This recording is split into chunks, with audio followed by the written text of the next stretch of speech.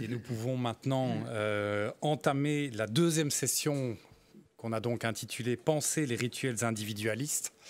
Et j'ai le grand plaisir de céder directement la parole à Vincent Descombes de l'EHESS, qu'on ne présente plus, ni le HESS, ni Vincent Descombes d'ailleurs, pour une communication intitulée « Le social, le collectif et l'individuel ». Un tout grand merci, Vincent, pour votre présence et vous avez la parole. Eh bien, merci pour m'avoir invité.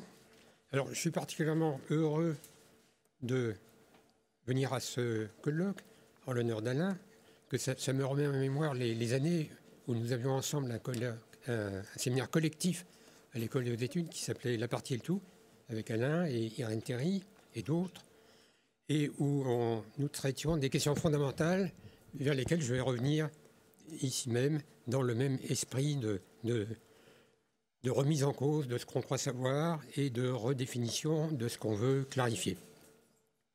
Et donc je vais traiter du problème d'une sociologie de l'individualisme, dont on a vu les problèmes que un tel programme pouvait poser ce matin. Là, c'était très bien présenté. Alors, Alain a eu souvent à se confronter avec ce genre de réaction. Ou bien, ce qu'on nous dit à nous autres sociologues, je me mets à sa place, n'est-ce pas, nous autres sociologues de l'individualisme, ou bien on nous reproche de démystifier l'individualisme et donc d'être trop du côté du social, ou bien d'être trop du côté de l'individu et donc de détruire l'idée même du social. Donc c'est le problème que je voudrais poser en revenant à nos références classiques, Durkheim et Mauss. Alors, comme vous le savez, au début de la division, enfin dans la préface à la division du travail social, Durkheim évoque ce problème même en parlant d'une apparente antinomie. Alors, l'apparente antinomie, c'est que d'un côté, il semble que l'individu dépend de plus en plus de la société, avec la nouvelle solidarité sociale, et d'autre part, il semble qu'il se sente toujours plus autonome. D'un côté, l'individu se veut plus autonome, plus personnel, de l'autre, il est plus dépendant. Bon. Durkheim parle d'une apparente antinomie, et j'ai envie de dire, est-ce qu'elle est vraiment apparente? À première vue, c'est une contradiction. C'est une contradiction qui semble affecter le programme même d'une sociologie de l'individualisme. C'est une antinomie car que veut dire une sociologie de l'individualisme? Ça peut vouloir dire deux choses. Ça peut vouloir dire que l'individualisme est un phénomène social et que donc l'individu se trompe quand il se croit plus autonome et plus personnel. Il se trompe puisque en réalité il est plus dépendant. Donc ça, c'est la première version, et on reconnaît la sociologie comme théorie critique qui est là pour démystifier, pour nous démystifier et nous retirer nos croyances spontanées. Donc la sociologie de l'individualisme reviendrait à dire qu'en réalité, il n'y a pas l'individualisme au sens où l'individu entend individualisme. Ou bien, autre possibilité, et qui est à l'opposé, dire qu'on ne peut pas négliger le fait que l'individu se sent, comme dit Durkheim plus loin, se sent plus autonome et donc qu'il est plus autonome. Étant plus autonome, voulant dire ici avoir une sphère d'action qui lui est propre. Et donc si l'individu est véritablement plus autonome, eh bien l'individualisme est quelque chose de réel, et alors ce qui est illusoire, c'est la dépendance. À ce moment-là, l'individu, en réalité, est, comme il le croit, plus indépendant qu'il ne l'était dans des formes de société antérieures. Donc moi, je pars de l'idée que l'antinomie, jusqu'à preuve du contraire, n'est pas apparente. Et le problème, c'est de savoir comment nos maîtres, comment nos références parviennent à la déclarer apparente. En quoi pouvons-nous lever cette contradiction? Alors, pour savoir où il faut commencer, je crois qu'il est intéressant de se reporter à un passage plus loin sur l'individualisme dans la division du travail social, où Durkheim dit que se demande mais depuis quand y a-t-il individualisme et à quoi est-ce dû? Et alors, il évoque différentes hypothèses. C'est dû aux Lumières, c'est dû à la Renaissance, c'est dû au grec. Et à la fin, il dit c'est dû à personne, c'était là depuis toujours. Sa formule, c'est l'individualisme n'a jamais commencé, l'individualisme était là depuis toujours. Et quels sont les signes qu'il relève dans ce passage de la division du travail social de cet individualisme? Eh bien, il dit, il y en a deux essentiellement. Premier signe, un certain déclin du religieux. Donc le religieux perd son emprise totale sur les activités humaines. Et donc, si vous voulez, il y a un processus de sécularisation qui a toujours déjà commencé, d'après ce qu'il dit. Et le deuxième signe, c'est le déclin de la pensée collective. Là, il y a un passage très intéressant sur le fait que on pourrait mesurer l'individualisme dans une société à la place que prennent les proverbes dans le discours commun. Plus on utilise des proverbes, c'est-à-dire des formes typiquement collectives de pensée, plus on utilise des proverbes, plus on a recours aux proverbes, plus on trouve efficace du point de vue de la conviction l'emploi d'un proverbe bien placé, et plus on est loin de l'individualisme. En revanche, plus un proverbe fait sourire plutôt qu'il ne convainc, plus on est du côté de l'individualisme. Et donc, il y a un déclin de la pensée collective qui marque l'entrée dans l'individualisme. Alors, ce qui me frappe, c'est que Durkheim, au moins à cette époque, en tout cas dans ce passage de la division du travail social, rencontre un problème qu'il énonce lui-même, mais que, à mon sens, il ne parvient pas à résoudre, qui est le fait que le déclin de la pensée collective, c'est le déclin de la conscience collective, et donc d'une forme de solidarité qui était celle des sociétés où les gens pouvaient s'identifier les uns aux autres en raison de leur ressemblance. Alors, la division du travail social a augmenté, les sociétés se sont différenciées, donc il y a eu déclin de la pensée collective et une nouvelle forme de solidarité qui est la solidarité mécanique, mais cette solidarité mécanique n'entraîne aucune pensée collective, aucune conscience collective. Donc elle ne sert pas de base à l'unité sociale. Et donc la question c'est, si il y a une solidarité organique, qui est due simplement à la division du travail et à l'interdépendance de la division du travail, de la société comme système fonctionnel, eh bien c'est très bien, il y a solidarité, donc il y a une société au sens de cette fonctionnalité, mais il n'y a pas de société au sens d'une conscience d'être en société. Et d'où viendrait cette conscience dans une société moderne? Donc à la page, ça c'est dans les pages 143 et suivantes dans la division du travail social, dans ce passage, Durkheim est devant un problème que, à mon avis, il ne résout pas dans son livre. Puisque lui-même nous dit que ce n'est pas le droit, ce n'est pas le respect d'autrui qui peut faire, ce n'est pas le culte de la personne qui peut donner une conscience collective à un groupe particulier. Donc Durkheim nous doit une réponse que, à mon avis, il n'a pas donnée dans la division du travail social. Et donc il faut poser le problème, n'est-ce pas? Est-ce que la sociologie de l'individualisme est possible? Et pour poser cette question, on peut passer par une autre variante de la même question. Est-ce qu'une sociologie de l'individuel est possible? Vous voyez que c'est la même question. Si la sociologie de l'individuel consiste à montrer que cet individuel est social, est-ce que la sociologie de l'individuel n'est pas une discipline qui a pour fonction de détruire son objet et de dire en réalité l'individuel n'est pas individuel? Voilà le problème à son niveau, disons, philosophique. Alors, on ne va pas en rester là, et pour aller plus loin, je me tourne vers Mauss. Eh bien, je vais me référer à un texte qu'on trouve dans les œuvres de Mauss, au tome 2, qui est l'extrait d'une discussion à la Société française de philosophie en 1921. Et donc là, le volume, les œuvres 2 nous donnent un bout de la réponse de Mauss, ou plutôt de son intervention à la suite de l'exposé, qui ne nous concerne pas ici. Et Mauss doit répondre au conférencier qui avait reproché aux sociologues d'abuser, dit Mauss, des postulats. Alors, je vous cite Mauss.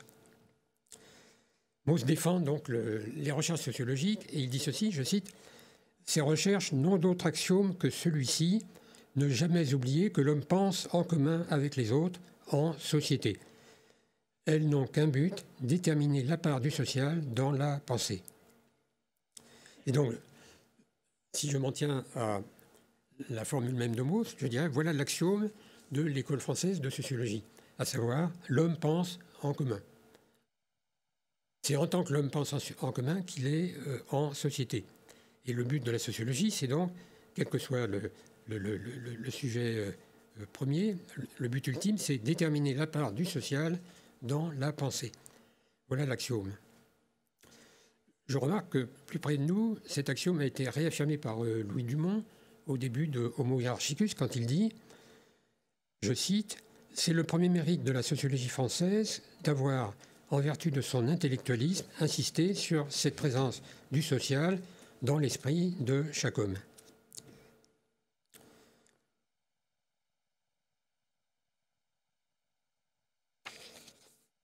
Donc voilà le problème, voilà l'axiome, et voilà maintenant le problème que nous pose cet axiome. Le but de la sociologie, quelle part du social dans la pensée? Donc ça suggère fortement qu'il s'agit de distinguer deux parts, la part du social et la part de l'individu.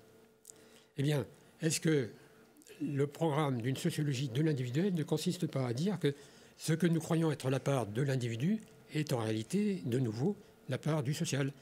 Et que donc, ce que montre la sociologie de l'individuel, c'est qu'il n'y a pas de sociologie de l'individuel. Ce qui serait fâcheux pour ce programme que nous partageons, n'est-ce pas? Ce serait fâcheux. Et donc, est-ce qu'on peut l'éviter? J'en suis pas tout à fait sûr, mais je vais quand même essayer.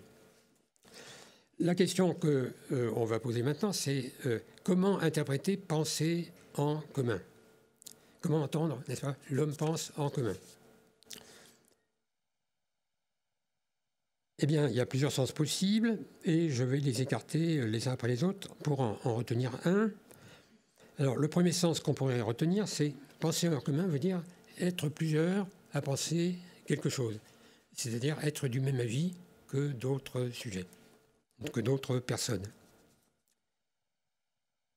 Alors, ce sens ne peut pas être retenu parce que le fait d'être du même avis que d'autres personnes ne crée pas un lien social entre nous. Nous pouvons être du même avis parce qu'il y a un lien social, mais le simple fait d'être du même avis ne crée pas un lien entre nous. Et, parenthèse, c'est ce qui montre à quel point la théorie avancée par Kripke à propos de Wittgenstein sur le fait que il y a une théorie sociale, n'est-ce pas, de la règle qui consiste dans le fait que je ne suis pas seul, il y a d'autres gens qui appliquent la règle et c'est eux qui fournissent la norme de correction. Cette théorie n'est pas du tout sociale parce qu'il n'y a pas de lien social dans le simple fait d'appliquer la même règle que d'autres personnes. Donc ce sens que j'appellerais distributif ou statistique, n'est-ce pas, du en commun n'est pas celui qui peut nous intéresser. Et pourquoi il ne nous intéresse pas? Parce que pour savoir si je suis d'accord avec d'autres, pour savoir combien de gens partagent un certain avis, eh bien on fait un sondage. Et si on fait un sondage, c'est qu'on ne sait pas d'avance si les gens sont d'accord ou non. Et donc dans ce cas, nous avons une situation où je peux éventuellement être d'accord avec vous, mais on ne sait pas d'avance et ça n'est pas décidé. Et donc, nous avons besoin d'un sondage pour l'établir. Autrement dit, il aurait été possible que je sois seul de mon avis.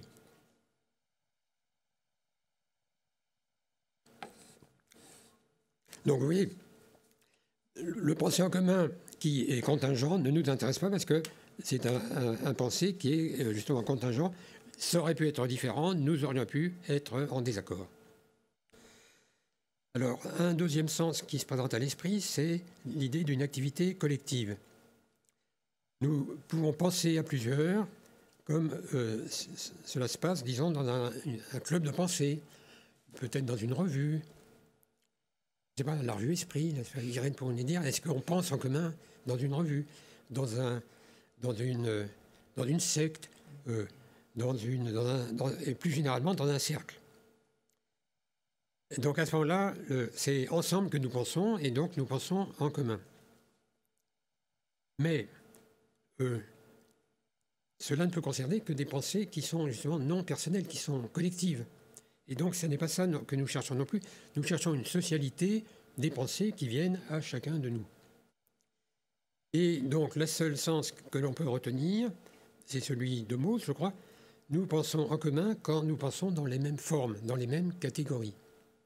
Et s'il y a une sociologie de la pensée en commun, c'est parce qu'il y a une sociologie des catégories de pensée.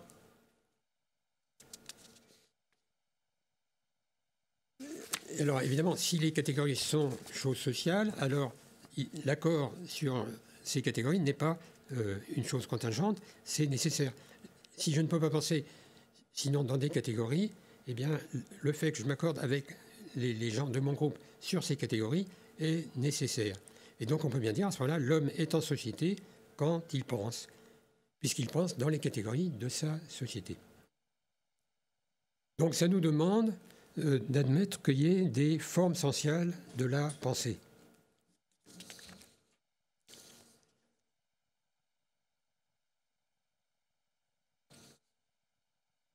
Alors, qu'est-ce qu'il faudrait entendre par des formes sociales de la pensée?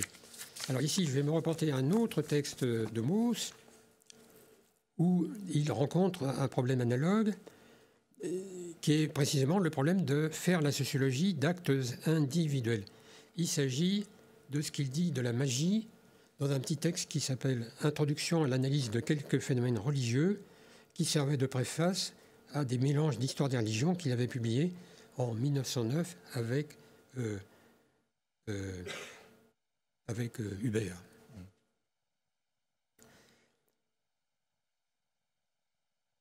Alors là, il défend le programme d'une sociologie de la magie contre une objection qui est que le social, d'après Durkheim, c'est l'obligatoire.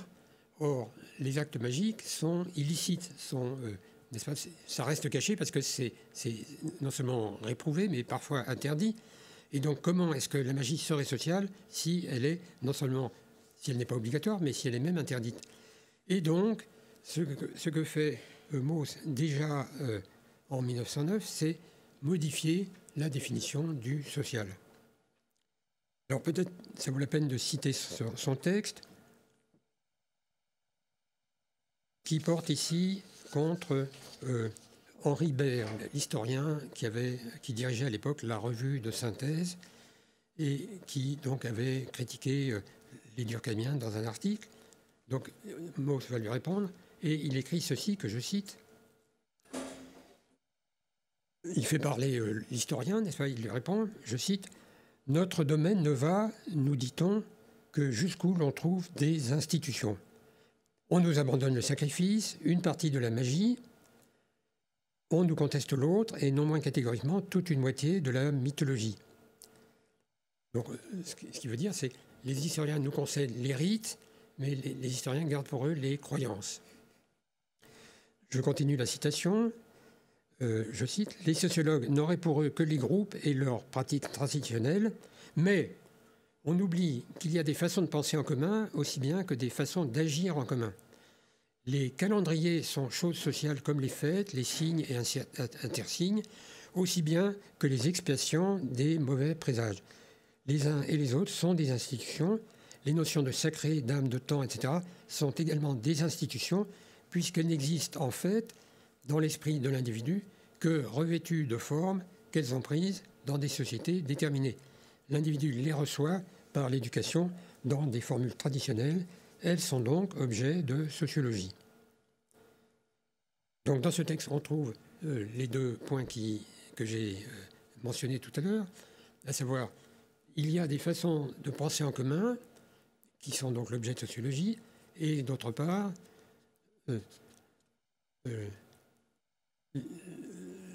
la définition du social, ça n'est pas l'obligatoire, c'est l'institution.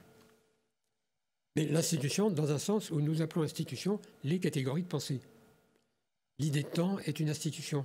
L'idée d'âme est une institution. L'idée de personne est une institution.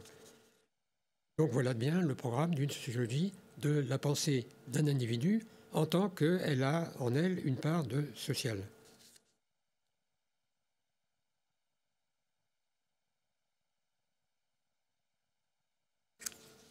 Alors, je ne vous cache pas que cette façon de parler doit inquiéter encore plus les adversaires de la sociologie, parce que ça revient à dire que passe encore, si nous laissons les pratiques et les actions, les rites aux sociologues pour garder juste les croyances, mais si on doit donner aussi à la sociologie la pensée personnelle, alors où l'individu peut-il se réfugier pour échapper à la société? Il n'y a plus d'espace pour la société et donc l'individuel semble s'évanouir.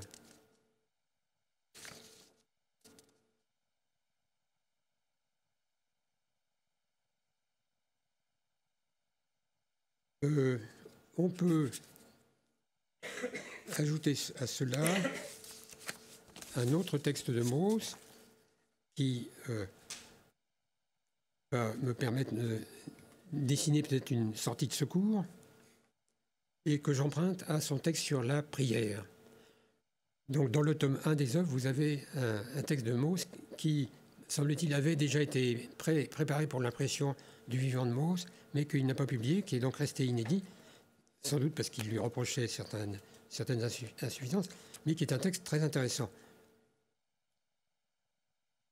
Et alors que fait en particulier dans ce texte Mauss? Eh bien, il nous parle de la catégorie du religieux et il nous dit « On observe dans l'histoire une double évolution du religieux, une double modification, à savoir une spiritualisation et une individualisation. » Alors, je vais commenter un passage que vous trouvez page 361 dans les œuvres tome 1. La religion a subi une double évolution. D'abord, elle est devenue de plus en plus spirituelle. Alors ça, là, nous avons le sujet de cette session, n'est-ce pas? De plus en plus spirituelle, c'est-à-dire de moins en moins rituelle. Au début, il n'y a que des rites mécaniques qu'il faut accomplir ensemble, et puis ça s'individualise, et après, ça devient spirituel, c'est-à-dire le religieux devient une expérience intérieure.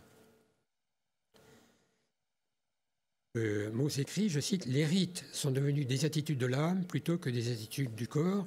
Ils se sont enrichis d'éléments mentaux, de sentiments et d'idées. Les croyances, de leur côté, s'intellectualisent et de moins en moins matérielles et détaillées se réduisent à un plus petit nombre de dogmes au sens à la fois riche et variable. » Ça, c'est la spiritualisation. Et l'autre mouvement, c'est l'individualisation. Je cite, « Les rites commencent par être surtout collectifs. Ils ne sont guère accomplis qu'en commun par le groupe rassemblé. La plupart des croyances n'existent d'abord que sous une forme traditionnelle. Et puis alors après, donc, le rituel se relâche, devient plus individuel et les croyances deviennent individuelles. Et donc on a une spiritualisation et une individualisation. Et Mauss écrit alors ensuite que cette double évolution qui affecte la catégorie religieuse en général, on l'observe dans l'histoire de la prière. Je cite, « D'abord toute mécanique, n'agissant que par les sons proférés, elle a fini par être toute mentale et toute intérieure. Après n'avoir fait qu'une part minime à la pensée, elle finit par n'être plus que pensée et fusion de l'âme, d'abord strictement collective, dite en commun, ou tout de même suivant des formes rigoureusement fixées par le groupe religieux, quelquefois même interdite, elle devient le domaine de la libre conversation de l'individu avec Dieu. » Oui, c'est assez frappant, n'est-ce pas? Mauss cite des cas où la prière individuelle est interdite. Seuls les prêtres ont le droit de prier, les individus n'ont pas le droit. Et l'évolution de la prière, c'est donc un mouvement d'individualisation. Alors, s'il en est ainsi, c'est-à-dire si l'on observe au cours de l'histoire une individualisation des catégories religieuses, et en particulier de la prière, ça veut dire que ce qui s'oppose, ce n'est pas le social et l'individuel, mais c'est le collectif et l'individuel. Et donc nous devons travailler à distinguer le social du collectif.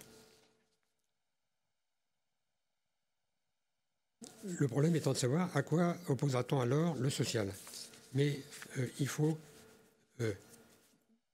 cesser de sous-entendre collectif, quand on a affaire au social, il faut concevoir qu'il y a des actes qui sont tout à la fois pleinement individuels et pleinement sociaux. Alors, ça suppose un certain nombre de distinctions qui seront ma conclusion, à savoir,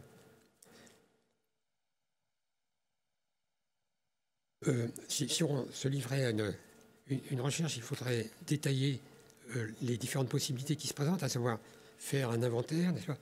Quelles sont les choses qu'on ne peut faire que collectivement ? Quelles sont les choses qu'on ne peut faire qu'individuellement ? Quelles sont les choses qu'on ne peut pas faire ? Quelles sont les choses qu'on peut faire à la fois collectivement et individuellement ? Par exemple, on peut se promener tout seul et on peut se promener à plusieurs. On peut chanter collectivement et on peut chanter individuellement, mais peut-on faire une méditation collective ? Il semble que non. Peut-on, ça c'est du individuel qui ne peut pas être collectif, et il y a aussi du collectif qui ne peut pas être individuel, comme par exemple de défiler. Je ne peux pas défiler tout seul.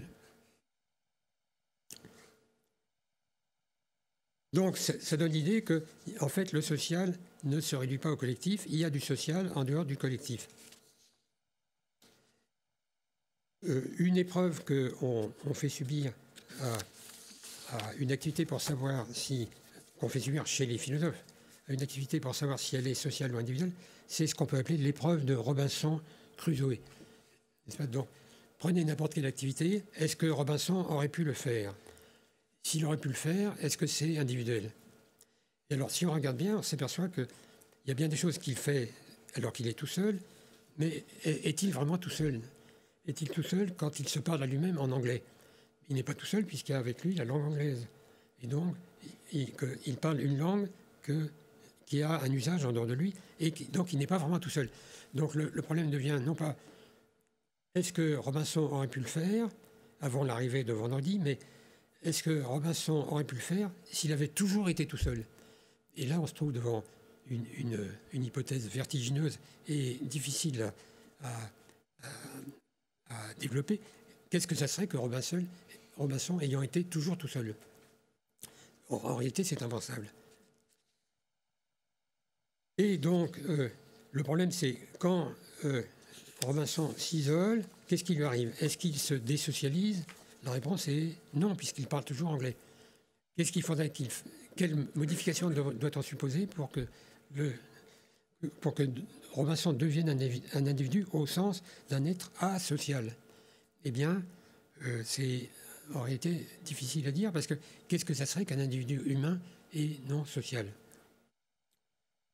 Ce qui fait que je vais conclure sur une question qui est la suivante, n'est-ce pas ? Nous trouvons, comme chacun le sait sans doute ici, nous trouvons chez Dumont une distinction de deux sens du mot individu, et donc de deux sens du mot, de l'idée de devenir un individu. Ces deux sens sont d'une part le sens empirique et d'autre part le sens normatif. Le sens empirique, c'est le sens où nous parlons de l'individu au sens des philosophes de l'individuation. L'individuation, c'est-à-dire ce qui permet de distinguer un être individuel d'un autre être individuel au sein de la même espèce. Et donc, s'il y a des êtres humains, il y a des individus, au sens empirique. Alors, l'individu au sens normatif, eh bien, c'est celui dont on parlait ce matin, c'est l'individu des droits de l'homme, c'est l'individu de la société moderne, c'est l'être humain qui se déclare individu, c'est-à-dire indépendant. Donc voilà la première distinction que nous trouvons chez Dumont et qui nous donne déjà deux significations possibles de devenir individu. Est-ce que je peux devenir individu au sens de l'individuation ? La réponse est non, parce que si je dois devenir individu au sens de l'individuation, ça veut dire que je n'étais pas un individu au moment de commencer ce devenir, et donc il n'y a personne qui devient un individu. Vous ne pouvez pas dire qui devient un individu au sens de l'individuation. L'individuation, c'est la naissance d'un individu. En revanche, on peut dire qui s'individualise, puisque ce qui s'individualise, c'est chacun de nous dans la société moderne. Mais qui s'individualise en quel sens ? Et là, il y a une deuxième distinction de Dumont qui est moins utilisée, mais qui me paraît indispensable. C'est la distinction entre l'individu au sens de l'individu hors du monde, c'est-à-dire par exemple le renonçant hindou, indien, ou l'anachorète chrétien, donc c'est l'individu au sens ascétique de Weber, Et puis l'individu dans le monde, c'est-à-dire le sujet des droits de l'homme et de la Révolution française. Donc l'individuation peut être l'individuation qui fait de moi un individu hors du monde et une individuation qui fait de moi un individu dans le monde. Et donc j'ai envie de distinguer deux sortes d'individuation qui seraient d'une part la décollectivisation, et dont on avait un exemple dans le texte de Durkheim sur la prière, qui devient de plus en plus, plutôt de mots sur la prière, qui était d'abord dite ensemble par le groupe et qui devient la chose de l'individu, donc la décollectivisation, et d'autre part une autre transformation qui serait la désinstitutionnalisation. Donc les gens qui aujourd'hui parlent de déclin des institutions, qu'est-ce qu'ils ont en tête? Est-ce qu'ils ont en fait la décollectivisation ou plutôt la désinstitutionnalisation? Eh bien, il faut leur poser la question. Mais j'ai envie de dire, est-ce que nous comprenons ce que c'est que la désinstitutionnalisation si nous avons posé au préalable, avec Durkheim et avec Mauss, que les catégories de pensée sont des institutions? Si les catégories de pensée sont des institutions, alors que pourrait bien être une pensée sans catégorie, sans institution? Mary Douglas suggère quelque part que ça serait la pensée mystique, c'est-à-dire inexprimable, justement parce qu'inarticulée. Alors je suggérerais à nos chercheurs qui ont des terrains qu'il y aurait peut-être à faire une distinction dans les terrains de recherche et à s'intéresser à deux types d'institutions. D'une part, les institutions de l'individualisation au sens de la décollectivisation. Peut-être là le terrain juridique serait, ou le terrain politique, n'est-ce pas, apprendre à voter, apprendre à faire une imputation individuelle.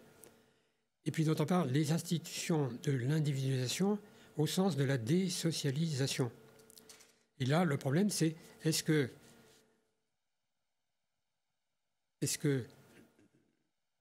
le renoncement, est-ce que les exercices spirituels dans l'histoire de la chrétienté, est-ce que tout ça, ce sont des institutions en réalité? Est-ce que ce sont des institutions? Est-ce qu'il n'y aurait pas des institutions de la désocialisation? Des institutions de l'individualisation au sens de la désocialisation. Et donc, s'il y a des institutions de la désocialisation, ça veut dire que la désocialisation n'est pas une désocialisation, mais qu'elle nous ramène à une nouvelle institution. Et c'est d'ailleurs ce que dit Dumont du renonçant dans la société indienne. Dans un premier temps, le renonçant quitte la société, il échappe ainsi au cycle des renaissances, et il vit pour lui-même, mais dans un deuxième temps, il retrouve un statut dans la société puisqu'il est reconnu, tout le monde comprend qu'il est un renonçant, et c'est à ce titre qu'il reçoit des cadeaux de la société. Donc il y a un deuxième temps, une replongée dans la société, et donc une réinstitutionnalisation de celui qui s'était désinstitutionnalisé. Merci beaucoup Vincent.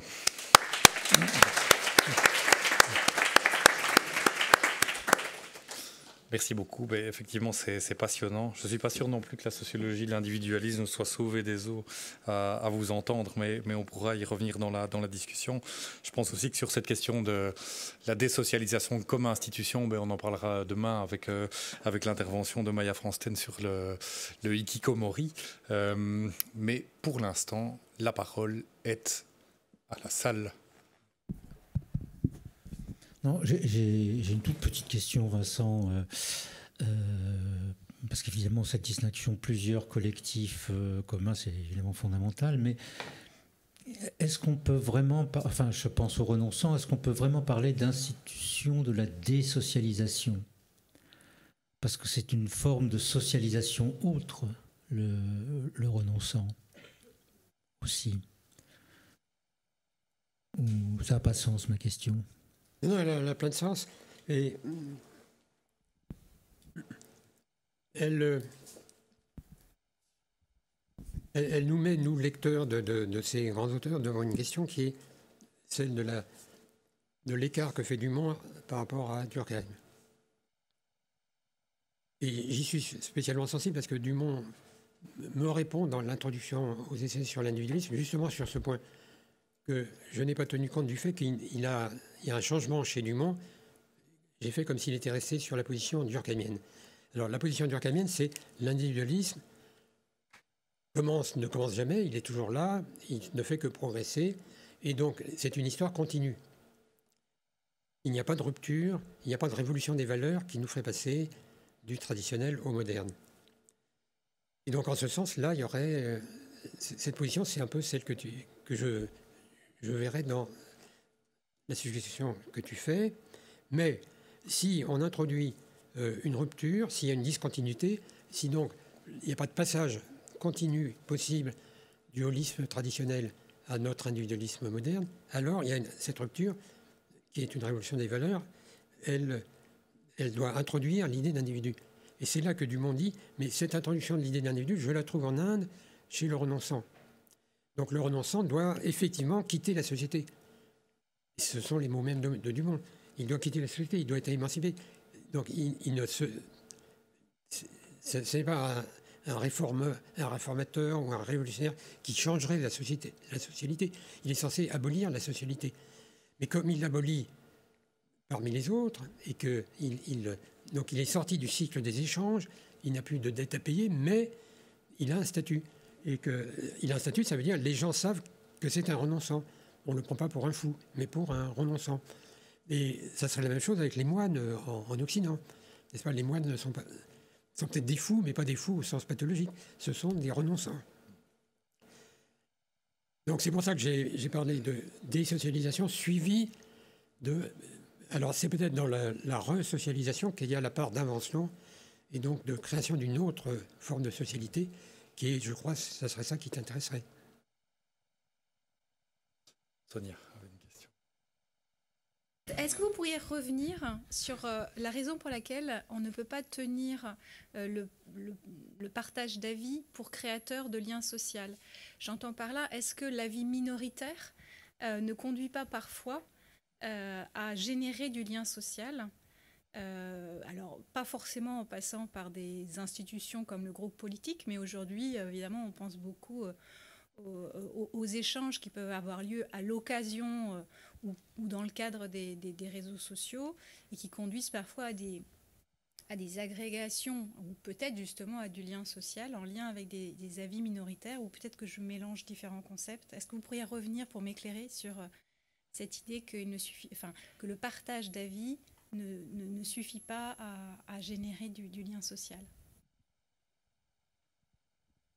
Ma thèse, mon propos était absolument général, donc ce n'est pas plus un partage majoritaire que minoritaire.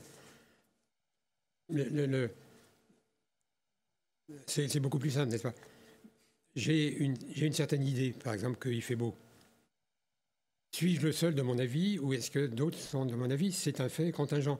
C'est-à-dire que, en réalité, on va tous penser qu'il fait beau, mais ça n'est pas une nécessité logique. Rien ne permet d'exclure logiquement, quand j'ai un avis, que je sois le seul de cet avis. Et c'est pourquoi il faut demander aux autres pour savoir quel est leur avis. Et pourquoi ça ne crée pas de lien social? Parce que c'est une simple coïncidence, une simple ressemblance dans nos jugements. Quel lien social est créé? Alors, si on se place dans un contexte social, ou le contexte, je ne sais pas, supposez un jury, où le jury doit rendre un verdict, et donc il y a la majorité et la minorité. Donc il peut se tisser des liens, mais là c'est parce qu'on a mis un cadre à la question de savoir qui rend quel... Si on se donne un jury, il faut que le jury rende un avis collectif. Et donc là on a posé quelque chose qui n'était pas dans ma situation initiale, qui est: est-il pensable que je sois le seul de mon avis? Alors là, je vous renverrai à un texte de Wittgenstein qui dit ceci, en gros, il prend l'exemple d'une pensée un peu absurde. Je pense qu'il y a du poison dans cette bouteille. C'est un exemple qui peut-être, on ne sait pas, il y a juste cet exemple, il n'y a pas d'explication, donc c'est peut-être un peu une idée bizarre. Il y a du poison dans la bouteille que vous m'avez donnée. Même si je suis le seul à le penser et les autres ne le pensent pas. Tout de même, je ne peux pas être le seul à avoir un avis. Donc, distinction entre je suis le seul à avoir cet avis, en l'occurrence un avis absurde, et je suis le seul à avoir un avis. Ce n'est pas possible que je sois le seul à avoir un avis. Si je suis le seul à avoir un avis, je n'ai pas d'avis. Je ne peux avoir un avis que s'il y a une forme de la vie qui fait partie de notre forme de vie. Donc c'est cette idée qui était derrière. Alors si nous avons un lien social, nous pouvons avoir la même catégorie. Et à ce moment-là, nous pouvons partager des avis. Mais le simple fait d'avoir un avis ne crée pas un lien entre moi et les autres qui ont le même avis. Pierre-Henri. Merci. Je voulais vous poser une question sur Dumont et Durkheim, parce que moi j'ai toujours eu l'impression qu'en fait le travail d'Alain, par exemple, instancie assez rigoureusement une position dumontienne, au sens où il y a effectivement des ruptures, des transformations, que ce n'est pas le même individu, et que donc on ne peut pas dire qu'il y a de l'individu depuis toujours et que c'est un processus qui n'a jamais commencé et qui n'a jamais fini. Et moi je me demandais jusqu'où vous iriez est-ce que ça vous paraît tenable l'idée qu'au fond ce qui fait justement les métamorphoses de l'individualisme, c'est que dans une société individualiste elle se caractérise du fait précisément qu'il existe des institutions de désocialisation, resocialisation, et qu'elles occupent une place absolument considérable alors par exemple je pensais aux institutions de l'adolescence, je pensais aux institutions de l'art, je pensais aux psychothérapies, au développement personnel, des choses comme ça, qui au mysticisme, au privilège, à l'accent extrêmement fort porté sur une dimension mystique dans les pratiques religieuses, par exemple, qui ne peuvent qu'accélérer, s'intriquer les unes dans les autres, s'appuyer les unes sur les autres, la consommation de toxiques, par exemple, dans les sociétés contemporaines, comme étant presque une pierre de touche du fait que l'individu ne se rencontre pas s'il n'y a pas une institution qui lui permet au moins ponctuellement de se désocialiser, de se resocialiser. Et que ça pourrait être peut-être une délimitation un peu moins, je dirais, un peu plus forte de ce que c'est que des métamorphoses de l'individualisme qui sont éventuellement exponentielles et qui multiplient ces occasions. Voilà. Parce que je trouve que cette idée d'institution de la désocialisation, mais qui donne lieu à réinstitutionnalisation, c'est pas n'importe quelle société qui fait ça. C'est pas le cas singulier du renonçant. C'est quoi le renonçant chez nous alors? Qu'est-ce qui joue le rôle de ça? Sinon, beaucoup de petites expériences dispersées, mais qui sont que chacun, par devers lui, considère comme tout à fait décisives dans sa constitution d'individu.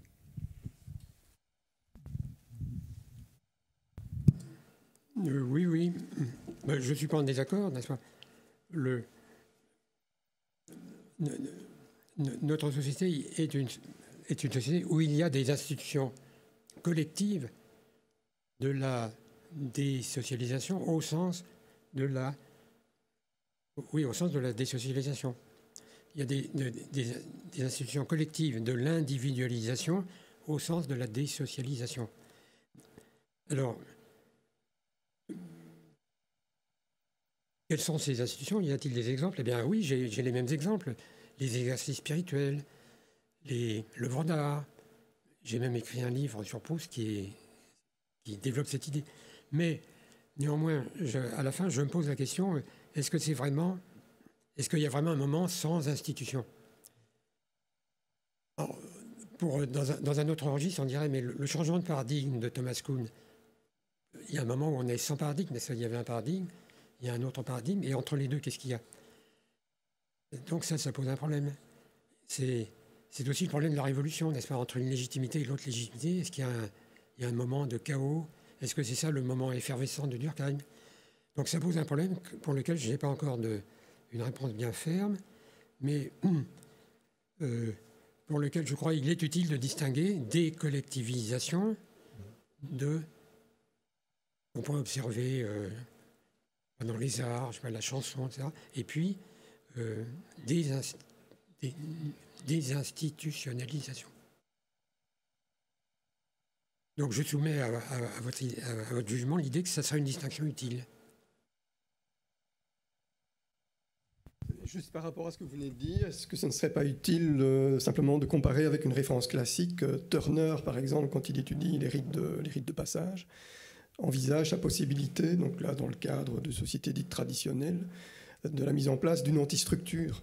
Mais l'antistructure est mise en place par la structure en quelque sorte, mais ce sont des moments d'anomie où les individus sont dépouillés de leurs caractéristiques sociales pour ensuite renaître dans un nouveau statut en quelque sorte. Mais je trouve que c'est une figure intéressante par rapport à ce que vous venez de dire. Oui, tout à fait. De même que la crise d'adolescence que mentionnait Pierre-Henri, n'est-ce pas? La crise d'adolescence, mais peut-être la crise d'identité telle que nous la connaissons, c'est quelque chose qui est devenu collectif, n'est-ce pas? Parce qu'il y a ça une forme qu'on reconnaît tout de suite. Oui, tout à fait, oui. Non, moi, il y avait un point d'abord sur Durkheim. Vous disiez que dans la division du travail, ça pêchait, mais vous insistiez sur le fait que dans ce texte-là, ça pêchait. Mais pourtant, vous passez directement à Mauss. Et du coup, je me demandais quelle place vous faites à justement la distinction dans les formes élémentaires de la vie religieuse qu'il introduit entre l'individu empirique, c'est-à-dire dans ses déterminismes biologiques, etc., et la personne, qui définit précisément comme l'homme est un homme social parce qu'il pense par concept. Donc ça, c'était la première remarque. Et la deuxième concernait justement un rebours de Mauss qui a quand même installé une confusion entre pratique et institution. Dans quelle mesure, pour traiter justement de ces questions de désocialisation, de décollectivisation, on n'a pas intérêt à considérer davantage la distinction, pour le coup, de Durkheim entre pratique et institution, parce que c'est ça qui peut nous aider à ne pas perdre de vue la possibilité, par exemple, de penser des pratiques génératrices de sens, tout ce dont on a pu parler en octobre dernier à l'EHESS sur transformation des règles constitutives, etc. etc. Voilà. Merci. Oui, mais je ne suis pas prêt à dire qu'il y a une confusion, que c'est une confusion que de dire que les pratiques sont des institutions. Les pratiques établies sont des institutions, y compris celles qui se trouvent transformer les règles existantes en d'autres règles, justement les transformer, pas créer de toutes pièces et ex nihilo d'autres règles. Non, ça n'est pas une confusion à mes yeux. D'ailleurs, c'est la définition de Mauss, n'est-ce pas? Des manières de faire et d'agir. Donc il y a bien les pratiques, avec la dimension historique. Merci beaucoup Vincent. Je pense que de toute façon, on n'en a pas fini avec cette question de l'institution, des institutions, la désocialisation, on y reviendra.